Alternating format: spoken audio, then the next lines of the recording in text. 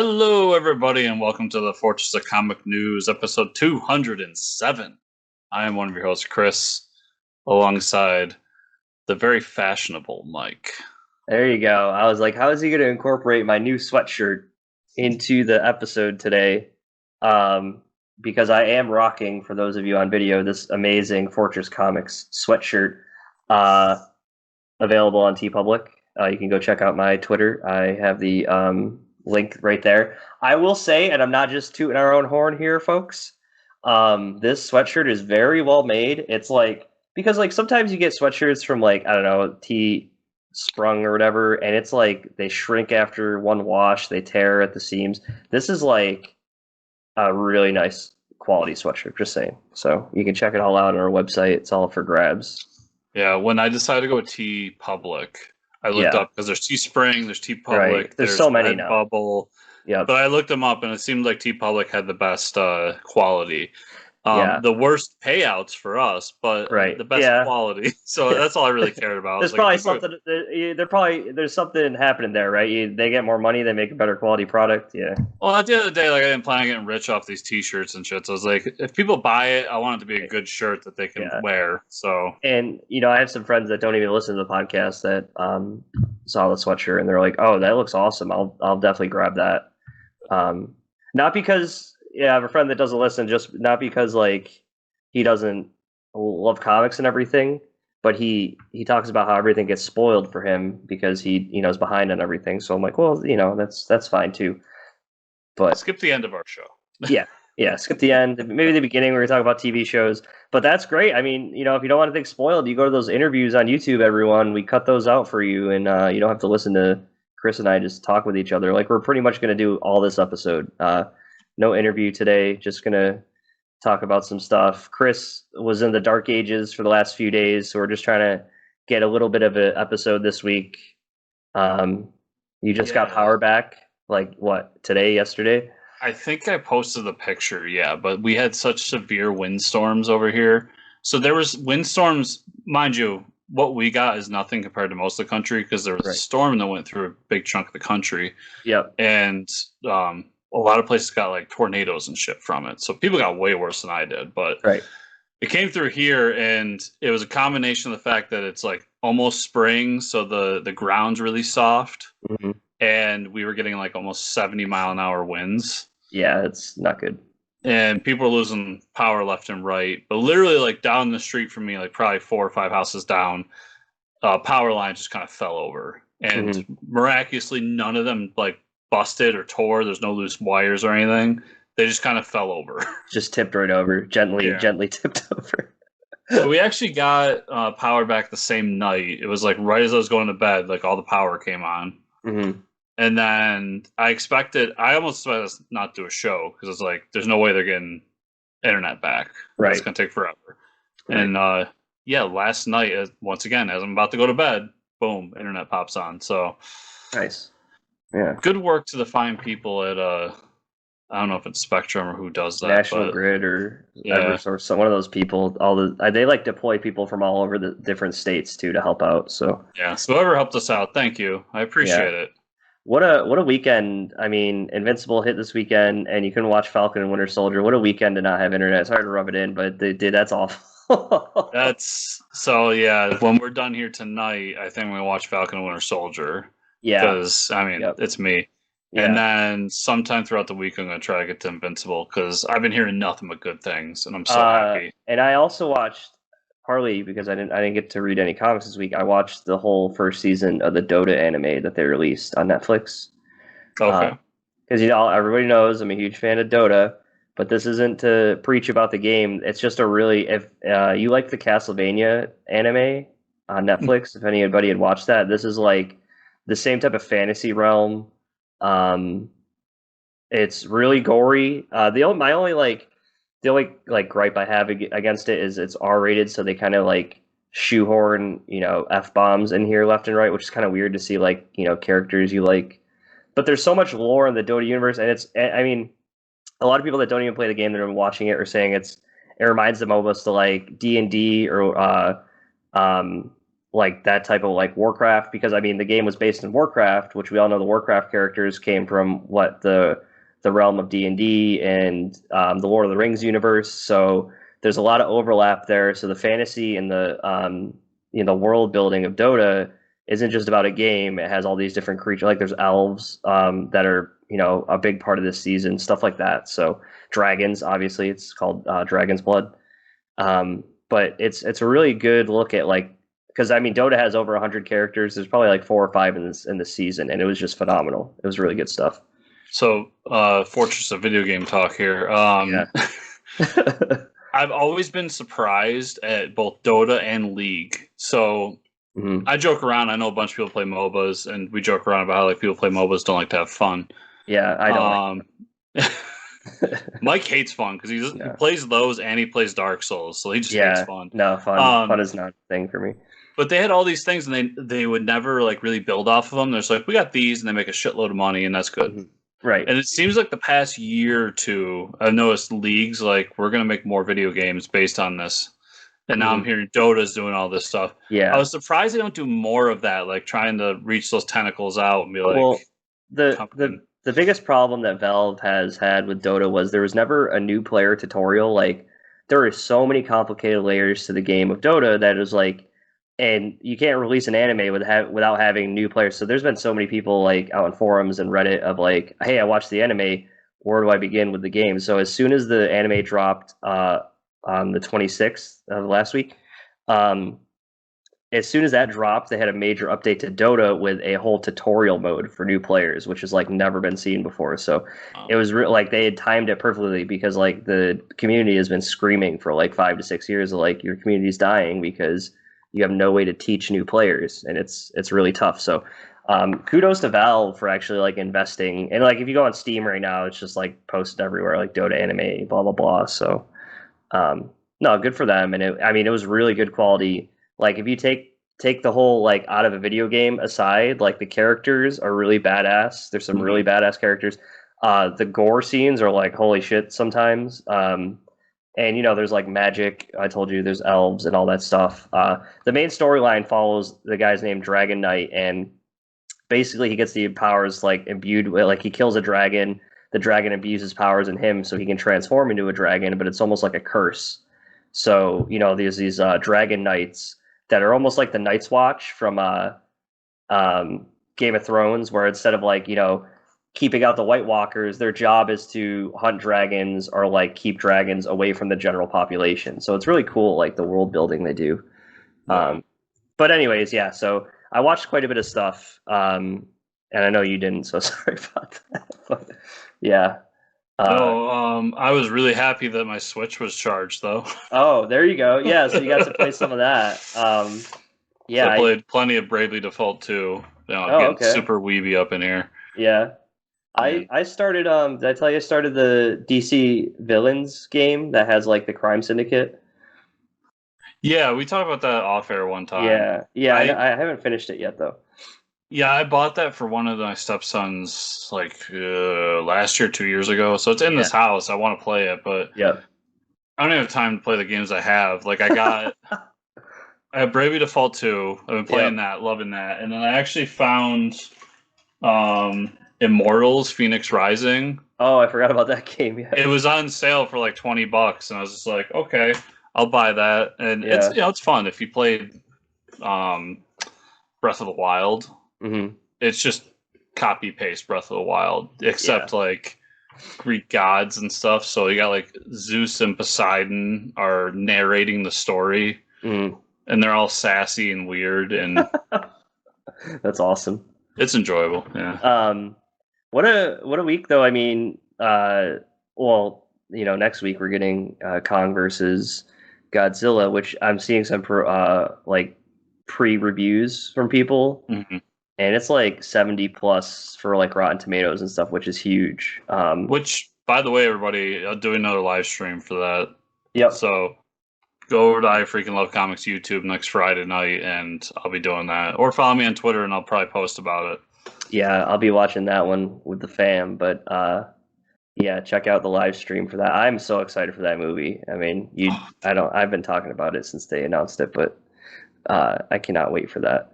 And also the Suicide Squad trailer. We're gonna talk about that in a little bit. I mean, that came out of nowhere. I do love that the posters that James Gunn had posted on his Instagram. I can't think of it's another movie that it's a tribute to. It's one of those They look like Grindhouse posters. Yeah, and it's something like that. I think it's like a Western. It's not the Good, Bad, the Ugly. It's something else. But yeah, dude, did you know James Gunn's in the trailer? Yeah. That was pretty. So is the creator of the Suicide Squad. Oh, really? That's not Ostrander, is it? It might be Austria. I forget, but I read a whole article about it, and it's all just gone out of my brain. I just remember that the creator's in that trailer. Yeah. So we'll get to that. So let's talk. I guess we'll just jump into the TV news if you want. Yeah, let's do it. The Boys season 3 just added Katia Winter cast as little Nina or little Nina. I never really figured out how that was pronounced in the comic.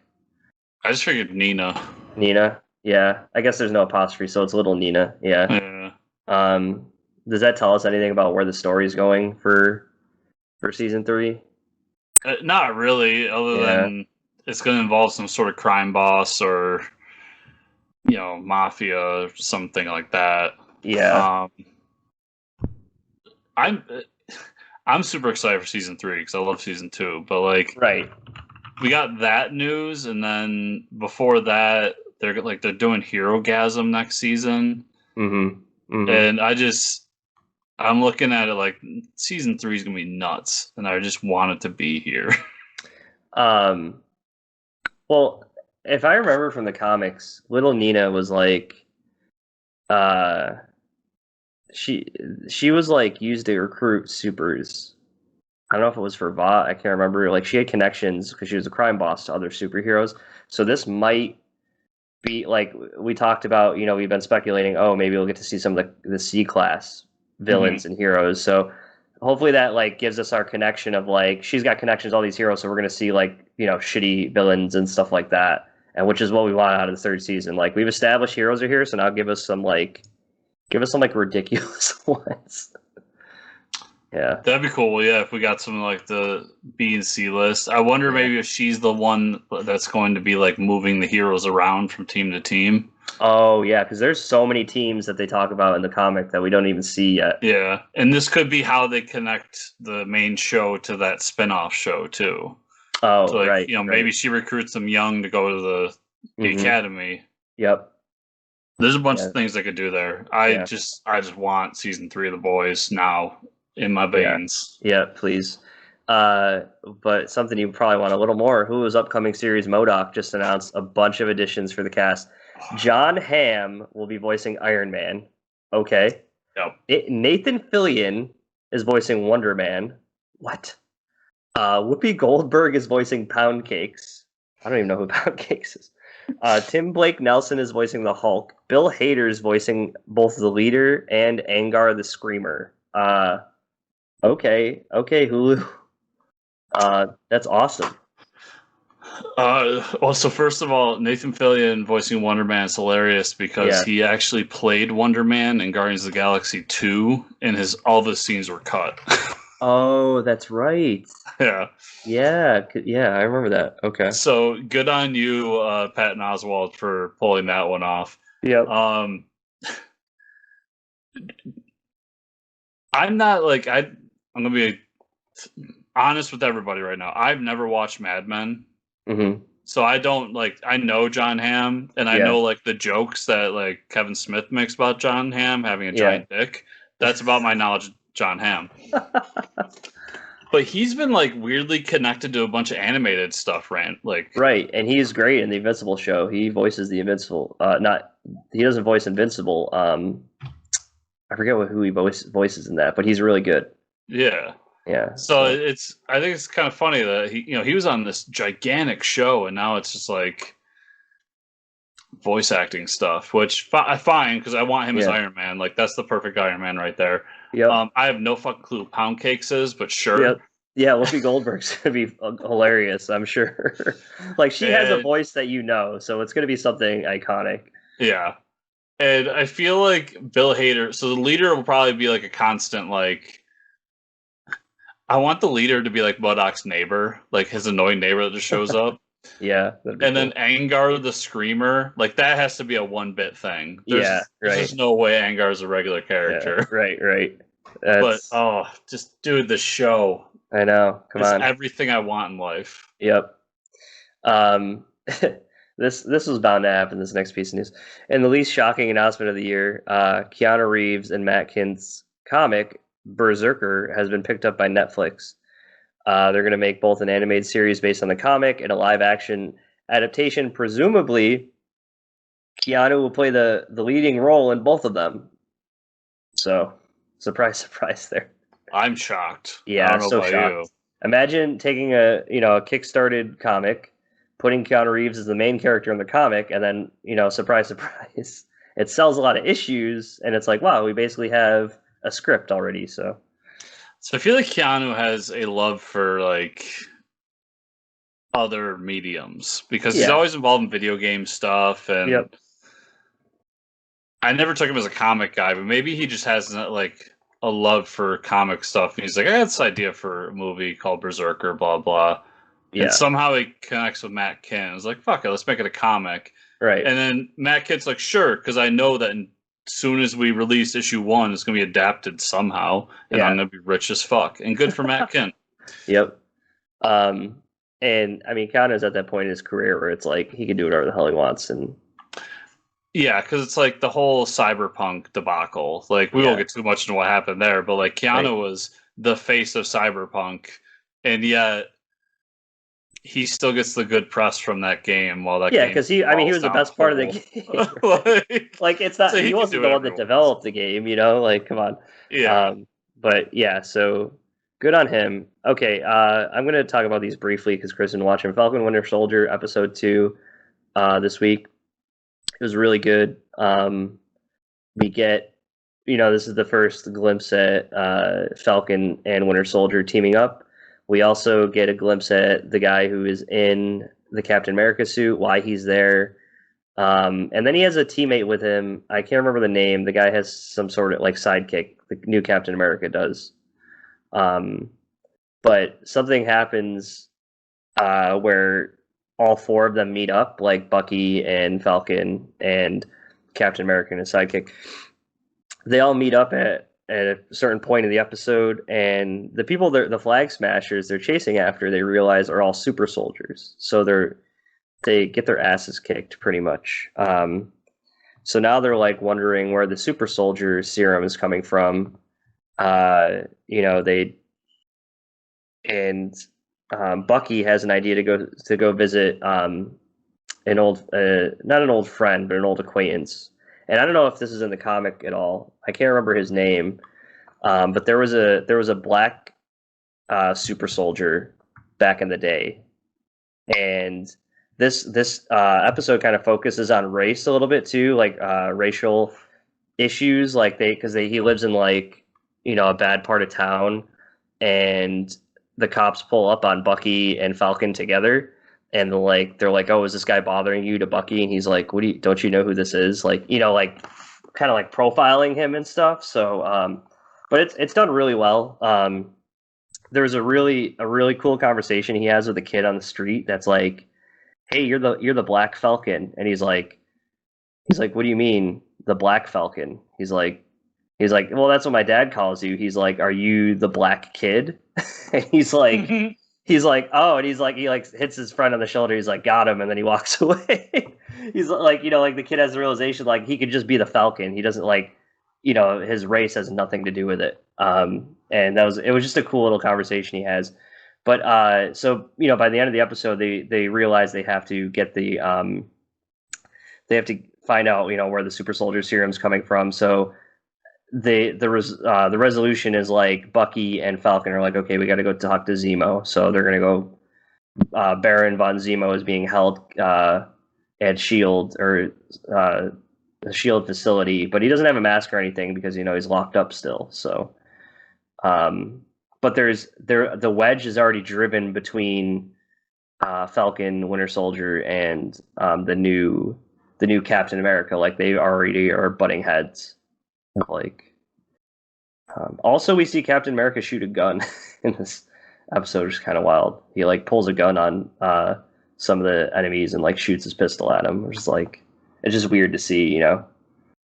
But so I was just looking up because I was pretty sure, but I wanted to be 100% sure. Yeah. The Black Super Soldier, that was from 2003, so that's actually during Brubaker's run. Oh, okay. So it's a Brubaker character. So I'm pretty sure it's a Brubaker character. So yeah, he is someone that's existed. I can't remember who, because U.S. Agent got a Bucky. Well, when he was Captain America, he got a Bucky. Yeah. And I'm zoning on the name. Yeah, that's pretty much who it is. And then, what was the last thing you said? They're going to see Zemo, but the gun. The gun. So, yeah, the gun is actually, so that freaked me out for a while, because when Cap dies from the magic time bullet, Bucky takes over. So yeah, so Iron Man grabs Bucky, says, "You should be the next Captain America." He turns him into Captain America with a Puerto Rican flag on his chest. Mm-hmm. And Bucky, because he's the Winter Soldier, not only has a shield, but he has a pistol. So there's whole like runs of it where Bucky's Cap, and he's just like shooting people with a pistol. It's really awesome. It's weird, but it's awesome. It was fun stuff. As like, I wouldn't tell anybody like go look up the Bucky Cap stuff, but like as a Cap fan who was reading Cap every month, I was like, that was a fun like couple of years where Bucky's just running around with a shield and a pistol shooting people. Yeah, why not? And then Invincible, 3 episodes have dropped. I've only watched 2 because they're 45 minutes each, which is awesome. I mean, good on Amazon for giving us so much stuff right up front. All I'll say is they did a great job. It's gory as hell. Not what just randomly though. You know, it's not just like gory to be gory. It's gory when it has to be. Like, it's a realistic approach to like superheroes fighting off alien invasions and stuff like that. The voice cast, like we always talked about it, there's an amazing voice cast. Steven Yen and as Invincible, Mark Grayson. J.K. Simmons as Omni-Man is so good. It like fits so well, and we talked about that. And then the second episode, you get to see Alan the Alien, and that's voiced by Seth Rogen, and it's really good. You know, it's the characters are great. It's pretty much the same plot line so far. So, you know, the end of the first episode, and they do this funny thing wherever they go to say Invincible, they like put up the they put up like the big logo for the show where it's either like the end of the episode or like the beginning of the episode. So that's kind of funny. You know, second episode focuses on Adam, Eve, and Rexplode, and I forgot that Zachary Quinto is doing the voice of Robot Man. Yeah. And I'm like, holy shit! Like, you know, and you get more, and you get Cecil in the next episode. So like, it's, you know, the characters show up, and oh my god, I can't think of it. It's not Damien. Is it like Damien Dark? There's like that Hellboy character too. That's just really good. He's like the demon detective, something dark, and I can't remember his name, but he shows up too. And there's like all these characters that appear, and you're like, man, I cannot. I couldn't remember all the characters that, you know, Kirkman made up for this book. Well, you know, not made up, but like kind of took from other universes. Yeah, it's just really good, and I can't say enough good things. I just hope that it's well received by, you know, non-comic fans that don't know what this is. I hope it's well received and they keep doing it, because it's so good, and it's kind of like I don't know, it's somewhat like nostalgic, because, you know, you read through all the 120 something issues of Invincible, and then to sit there and see these characters like at their beginning, because you know, like where Alan the Alien ends up, you know where like Mark ends up, you know where Omni-Man ends up, and you know Conquest is coming, and all this shit's gonna happen, and it's so good. We get the scene in the second episode where, if you remember, there's that alien race that keeps invading, that like keeps getting thwarted because they suck. Like, time moves faster in their universe. Mm-hmm. So like Omni-Man at the end of the episode, he like teleports over their Earth and just lays waste to their world. And when he comes back at the end of the episode, he has like a beard and shit because time had moved further. And he's like, you know, he's just back for dinner. And he's just like, I'm going to go take a shower. But like literally he was like murdering a planet and saying like, I'm going to be able to take over Earth. You guys aren't. And he just murders like the whole population of the planet. And then comes back with a beard and he's like, I'm going to, you know, take a shower. So, you know, J.K. Simmons is doing an amazing job. The writing is phenomenal. And the animation is really good. I think it's on par with Otley art. I mean, it's not very jarring to look at. I think it fits really well. So check it out. Yeah, it's always the awesome feeling that we're getting more and more as like nerd fans or nerd culture fans of something that you love for so long, and now it's just like, oh, now everybody understands. Yeah, and people get it, So, all right, movie news. Warner Media CEO Ann Starnoff addressed the future of the Snyderverse and the possibility of an Ayer cut. First, she said there are no plans to continue Zack Snyder's universe and the DC Entertainment universe, and they plan to continue in the direction of the current DC movies. As for the Ayer cut, she said we won't be developing David Ayer's cut. That's great news, but also, they also said that about the Snyder cut. They said it will never happen. 3-4 years ago. So if, you can only show them with your wallets, you get HBO Max, you watch that, and who knows? So I like the first comment which says there's no plans to continue Zack Snyder's version of the DC Extended Universe. Yeah, right. That's not saying they're not doing it. Right. That's just saying right now, like, no, we don't have plans for it. Yeah. And we saw the other day it trended harder than anything's trended in this space in a long time. Yeah, right. To restore the Snyderverse. So please, I wouldn't be surprised if something happens now. Like, I'm starting to get more and more of the feeling of, I think we're going to see vindication of Snyder's vision for DC. That'd be cool. As far as your second comment, I love it. We won't be developing David Ayer's cut. Good. That movie's garbage. Everybody stop. Yeah, there's no saving that movie. Right. Yeah. It makes me mad that people are going out there oh, we gotta get the Ayer cut. No, that movie sucked. Yeah, it's not good. At least Justice League. So when we got the Justice League in theaters, I remember we came out of that and we're like, it was okay. Right.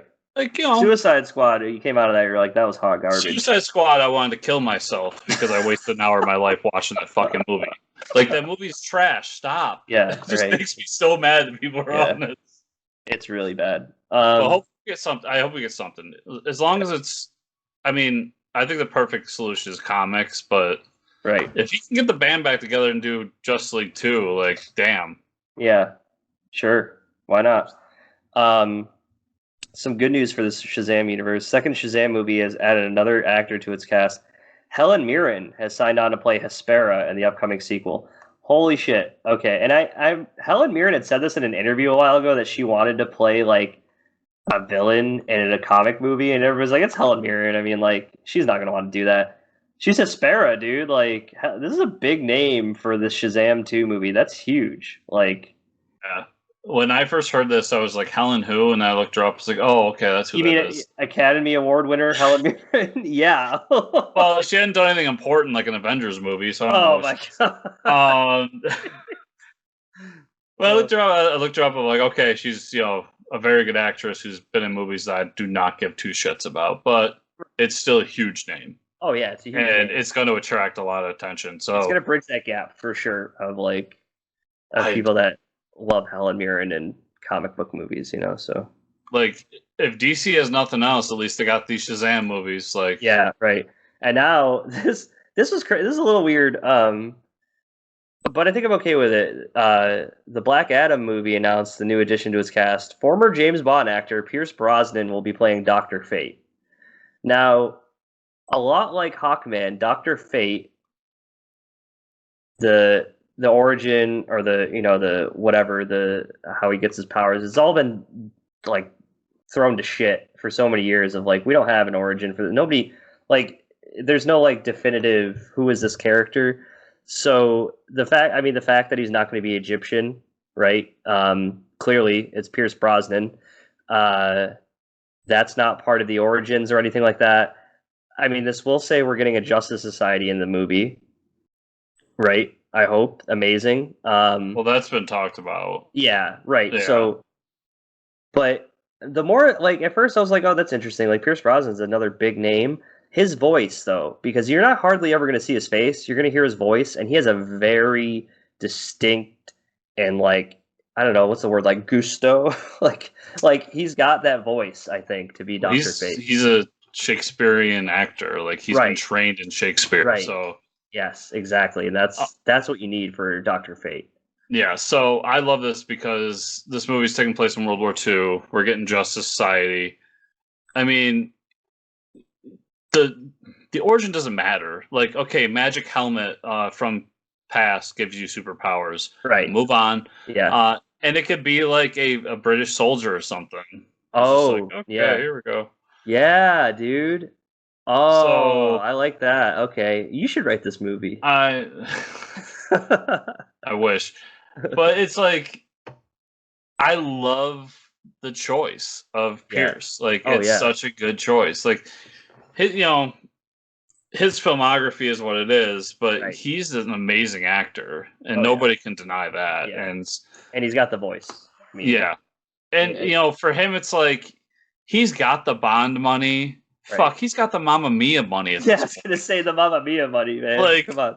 He don't need anything. So he's he's going to be sitting at home. He's going to have to film one scene, and then he's just going to sit at home in a VO box and be like, "I'm Dr. Fate. Look at my magic powers." Woo. Yeah. Pew pew. I love this casting. Yeah. I'm all about it. It's one of those castings that you're like, wow, I didn't think about that, but that could really work, you know? It's one of those castings that, not to like twist the knife or anything, but it feels like a Marvel casting, where I'm just like, it's so perfect, and I never thought about it. Right, exactly. Yep.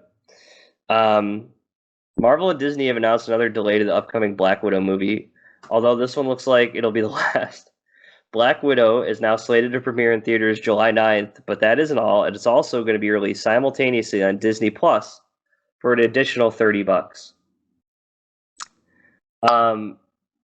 As a Disney Plus, well, not even as a Disney Plus customer, as a huge Marvel fan, what do you feel about that? That $30 you got to pay? It's fucking bullshit. Yeah, it's bullshit.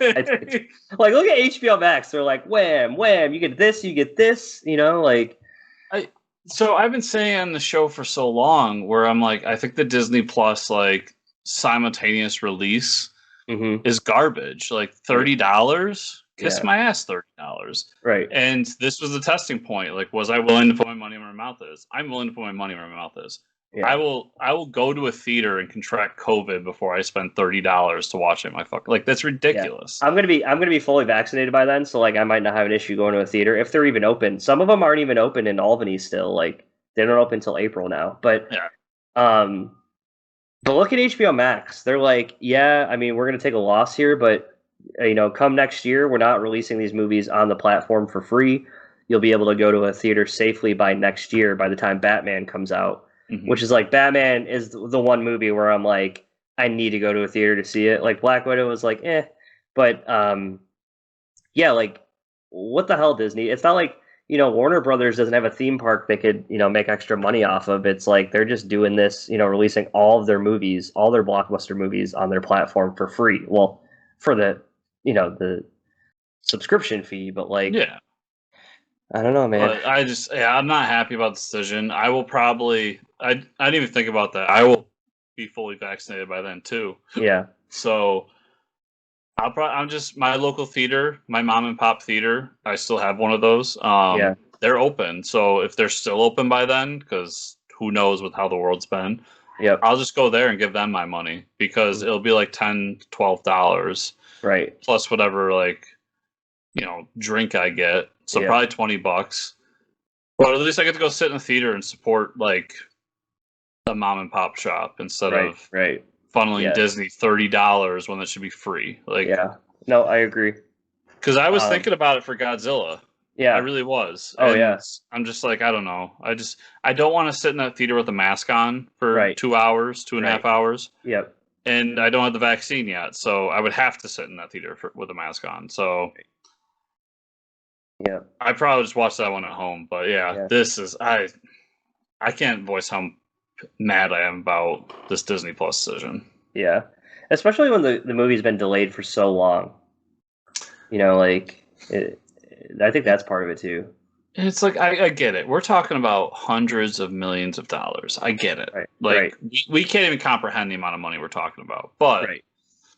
I also understand that Disney is one of those companies up there with Microsoft and Amazon and a few others where they could literally wipe their ass with hundreds of millions of dollars and it wouldn't even touch the bottom line. So Right. why not give this one up? And then when Shang-Chi's ready in September, like, okay, guys, like we're vaccinated, we can go back to theaters. Now it's going to be in theaters. Right. Right. Yeah. I don't get it. What I do get is this Suicide Squad trailer that is also coming to HBO Max, or the Polka Dot Man and His Amazing Friends. This trailer was amazing. Okay, I don't even know where to start. The realization that Sylvester Stallone is voicing King Shark, and King Shark is playing just a big dumb oaf, is hilarious. Okay, so there's like two scenes with King Shark. He doesn't even hardly say anything. Like they're raising their hand. He's like, "Hand," and it's like the funniest shit I've ever seen. And the fact, I think it's even funnier that Sylvester Stallone's like a 70-year-old man and is like voicing the dumbest character. And like, it's amazing. Like only James Gunn can get people to do this. I mean, we get to see the whole squad, right? There's a lot of people. There's a lot of people in the squad that they don't like really focus on. So you know, some people are going to be dead by the end of it, easily. So many people are going to die in this movie, but we find out by the end of it. I mean, they have to. It seems like there's a Suicide Squad already established. Waller needs to pull some more people out of jail, and then by the end of it, the target that they're fighting, we see, is Starro. I think we had said something like that. Like, what if they got to fight Starro in the movie? I think we had talked about this, Chris. Well, yeah, because there have been rumors. There have been like somebody way smarter than both of us, like saw in the background that there was a Starro star. Yeah, right. And like they're like, well, maybe it's a an Easter egg, but who knows? And I remember my biggest disappointment was Sylvester Stallone playing King Shark is that he's not playing Starro. Right.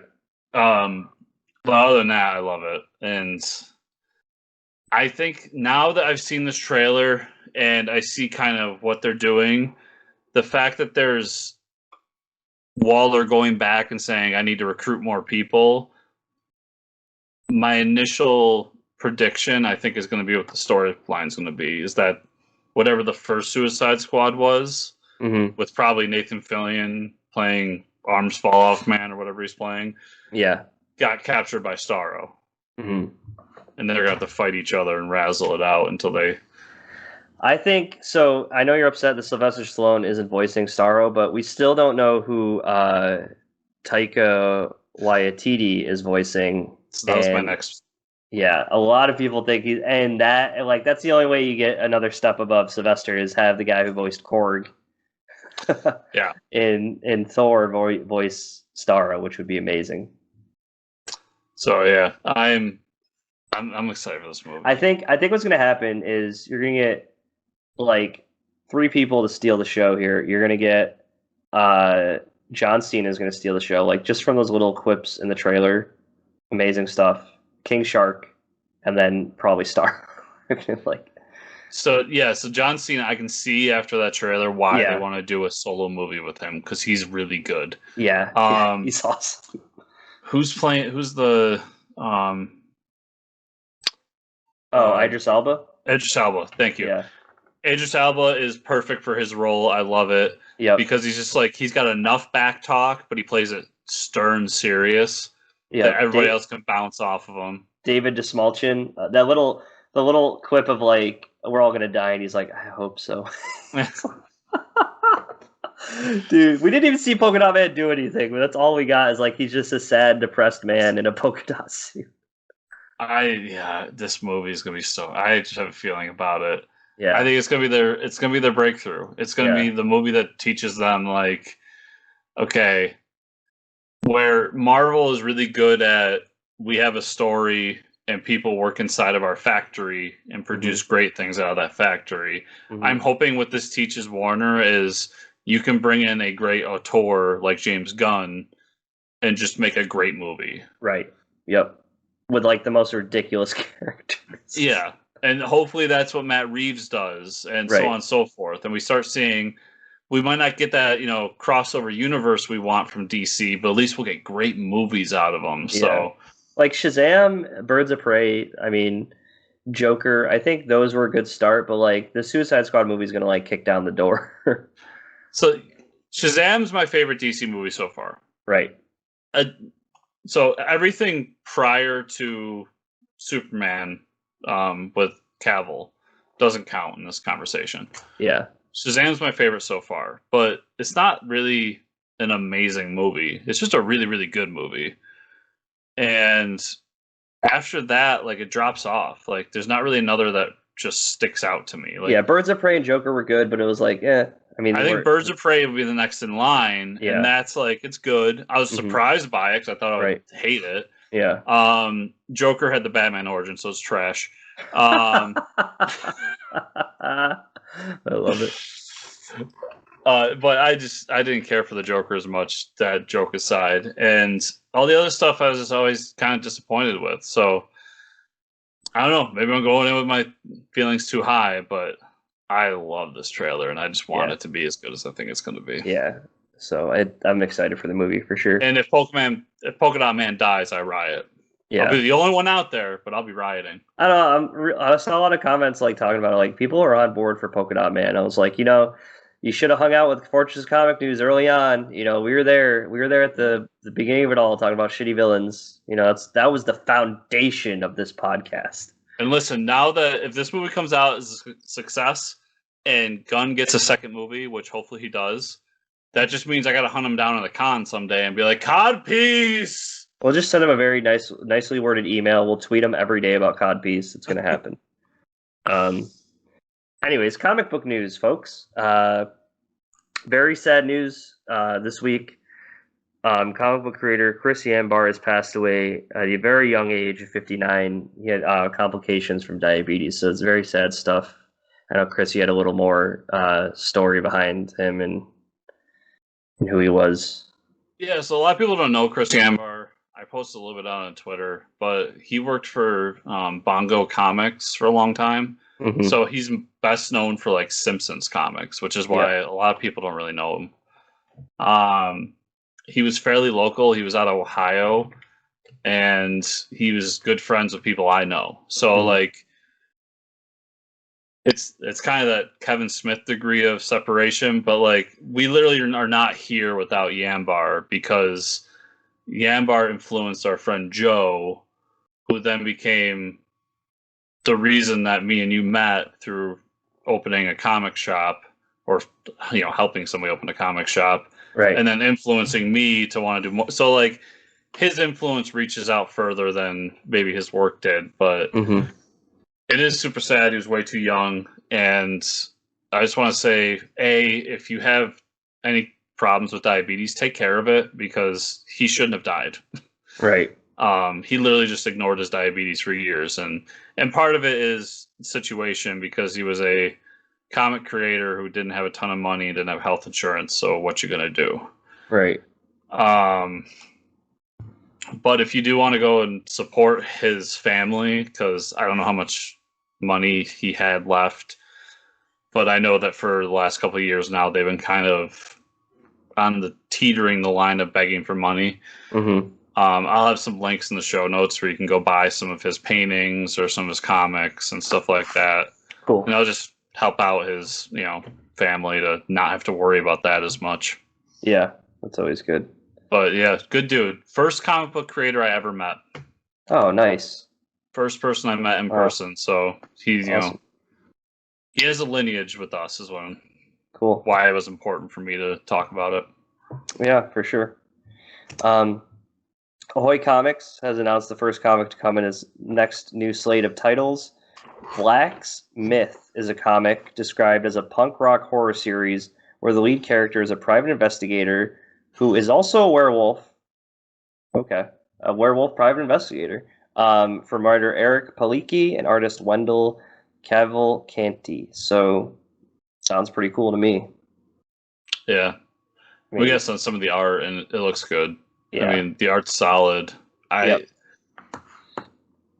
Is this a book I would pick out of the shelves if I was just going through my previews? Probably not, but we'll probably end up reading it because we'll get review copies. But Yep.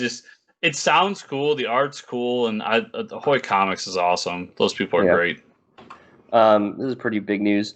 Marvel's announced that they're no longer going to distribute exclusively with Diamond. Marvel will now be partnering with Penguin Random House to distribute their monthly and collected comics to both the direct market comic shops and bookstores. Retailers will still be able to get their Marvel books through Diamond, but Diamond now has to order their stock through Penguin Random House. It's going to go into effect October 1st and affects both the US and the UK market. So DC was there to do it first. Now it looks like Marvel's following suit. Pretty much. Diamond can't get a hold of their shit, huh? I don't know what's going on.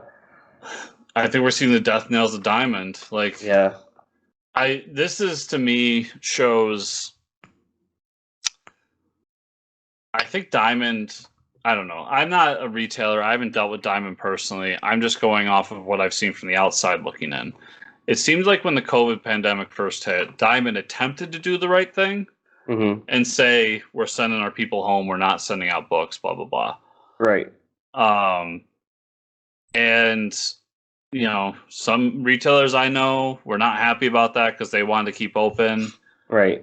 I know that DC wasn't happy about that because money. Right. And that's why DC went the way they did. And I'm wondering now if they also burned a bridge with Marvel and just Marvel took a little bit longer because I feel like if Marvel, I made this joke at the comic shop, like DC goes to Warner and says, we're going to create our own distribution company. And they're like, okay, like, is it profitable? Can we do this? Yeah, we'll make money off it. It'll be cool. Okay. Marvel goes to Disney and says, hey, we're going to distribute our own comics. And Disney's like, get the fuck out of here. Right. Because, because it's Disney. But it's interesting. I'll say that. Yeah. I hope it doesn't hurt retailers. That's all. Yeah, I that's hope. the only thing. Like, don't hurt comic shops out of this, But we'll see. It's end of the year. It'll be interesting to see how it works. Although I was so confused because I was talking to our mutual retailer friend who told me like, yeah, I can still get stuff through Diamond same day and everything. He goes, but Diamond has to order through Random House to get to their warehouse. So he goes, I don't know how the discounts are going to work. Right. Because it used to be you ordered a bunch of, how you got indie books into a comic shop was, well, DC and Marvel make all the money. So we order a bunch of theirs. It brings our discount way down so we can take a shot on, I don't know, what a random, book that we have. Right, right. And that's the other thing. Like, how's it going to affect that? Because Marvel's not distributing, I don't know, whatever, low end of the spectrum comic publisher there is. Yeah. And neither is Marvel's, or neither is DC. So those are my two worries. The super indie people and the retailers. Yeah. But we'll see. Hopefully nothing happens. But all right, comics we read this week. I read A Big Fat Zero. Got to catch up. But I know you want to talk about Batman Superman, which I didn't get to read. Damn it. So what did you read this week? So I'll start with a couple. I read the Carnage Black, White, and Red, and it was okay, but Donnie's story isn't in this first issue, so I was a little disappointed because I only came to that book to read Donnie. Like, I'm not gonna lie. Like, I like who else is in it? Teenie Howard's in it. I like her. Percy's in it. Al Ewing's in it. Like, they're all great creators, but like, I don't care about Carnage. I just care about Donnie Cates. It's not to be a dick, but it's right. Yeah, we know. It wasn't a book for me. Miles Morales Spider-Man number 24. This basically just set up the whole clone saga that they're going to do with Miles. And what I liked about it is Miss Marvel kind of sneaks away to go hang out with Miles for the day. And they're kind of budding a relationship there where they're both saying, like, we're just friends and we're just hanging out, but they talk about dating as teenagers. And you could tell there's some sexual attraction there. Uh-huh. And there's a cool sequence where they're like, let's go play basketball together and just, not be superheroes for 5 minutes. And it all takes place after the King in Black. So, like, they walk through town and, like, entire buildings are destroyed. I really liked it. I love the Miles book right now. Alien #1. This is coming from me from the great Philip Kennedy Johnson. Yeah, I started to read it. It was pretty good. I really liked it. I'm not the world's biggest Alien fan. I like those 3 movies. So like the movies? I'm not familiar with this lead character, though. Me either. Yeah, that was my only issue. Yeah, so it seems like the whole universe is set around this Marine Corps, Army, whatever you want to call it, that's run by a corporation. Mm-hmm. And it seems like people have problems with this corporation, but they're the ones kind of holding the line against these aliens. And the whole story is this guy who has been up there, is going to finally retire, and we end up finding out that he's sick and is going to die, probably from something from the aliens. Yep. And just wants to reconnect with his son, but his son is kind of a activist, a radical activist, and yep. They had butting heads. So it was a cool little human story inside this universe. I really liked it, and the art was amazing. Yeah, the art was sick. The xenomorphs, man, wow. Salvador Larroca is love. Larroca can draw. Harley Quinn #1. It's our girl Stephanie Phillips. I like the way she sets up Harley. She's kind of coming back to town and is going to make amends. She wants to be a good guy now. Is kind of pissed off at the Joker after whatever happened during the Joker Wars. Yep. And the first sequence is great because she's trying to apologize to Killer Croc and he's not having it. And then there's a whole bunch of sequences of her going through different traumas, people throwing stuff at her and telling her to leave Gotham because of what she's done, rightfully so. But then Batman shows up and is just like, what are you doing? I saw you got into a fight earlier. Or are you going back to being bad? She's, no, that's not what I'm doing. I'm trying to make amends. And that's basically the story, is her just trying to figure out how she can fit into being a part of the Bat family, even though Batman doesn't want her to be. And there's a great sequence here where, since I, through you, know that Batman is no longer super wealthy. Right.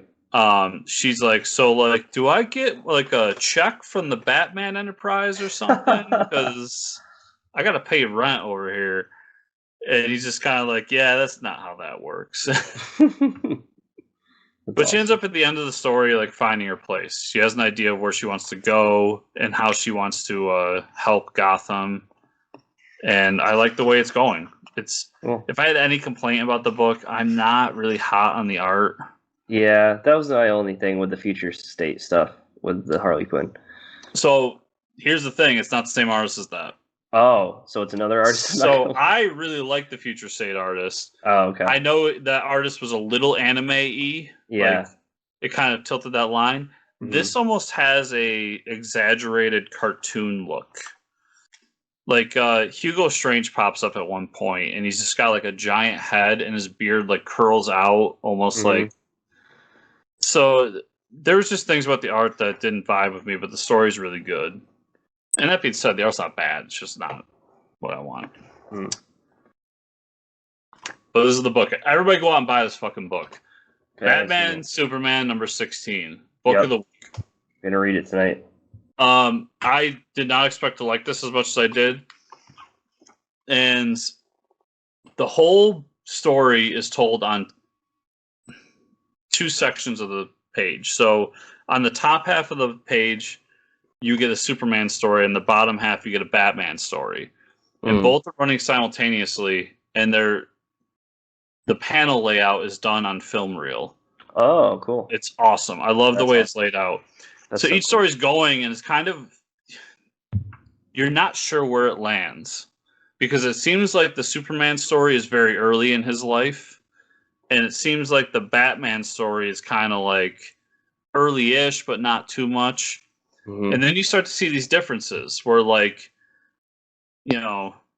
in Superman's story, Martha Wayne is still alive. So you're like, what the fuck? Yeah. And then in Batman's story, there's no Superman. Oh. Like they find his rocket gets hit in impact and he dies before he comes to Earth. Oh. So the whole thing's like a mind fuck. Oh, okay. And by the end, it explains that and kind of brings it back to reality. But the way the story is laid out and the story that's told, I was riveted the whole time. That's awesome. I think I it's can't wait just to read it. super excited about it. And right in the beginning of the book, they tell you, like, it's almost like what's his name, Louis Yang. It's almost like him being like, listen, this is the story. There's one on top, one on bottom. You can read it. You can read the Superman one through, and then go back and read the Batman one. You can read all at the same time. He goes, I don't give a fuck. Just read it. Just do it. I read it page to page and just really liked how each story was. I thought the way that the stories were progressing with each other and the beats they were hitting worked. Where I read like the whole top page and then I read the bottom page. Yep. And then, once we get to the end, it was all about it. So awesome. This book's in great hands because that was by far the best single issue of a comic I've read probably all year. Damn, that's great because I, Batman Superman came out. I'm like, I'll probably end up reading it tonight because the last story arc was okay. Whenever they do a Batman Superman book, I'm always like, I'll check it out. Yeah, because it's never like the coolest thing. Yeah, and it never lives up to what it is. Right. This far surpassed every expectation I had. I loved it. Awesome. I got to read that tonight for sure. All right. That's all I had, Mike. So where can people find you on that internet? They can find me at Fortress Ricker on Twitter, where you can see a couple lovely pictures. Posted my my Booster Gold Easter egg that I painted this morning. I was pretty proud of that. Because we had gold paint for the Easter eggs, so I was like, and I already made it blue, and I was like, holy shit, I'm going to make Booster Gold. And, a girlfriend was like, who's that? And I was like, you don't know who Booster Gold is? He's a guy from the 31st century? Whatever. Works at a museum? But anyways, I don't think this is going to work out, babe. Yeah. Where can they find you and or the show, Chris?